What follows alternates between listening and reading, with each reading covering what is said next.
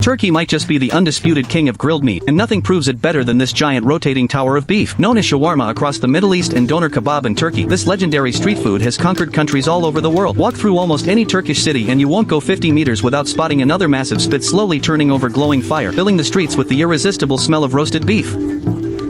Long before customers arrive, the chefs are already hard at work preparing hundreds of pounds of fresh beef.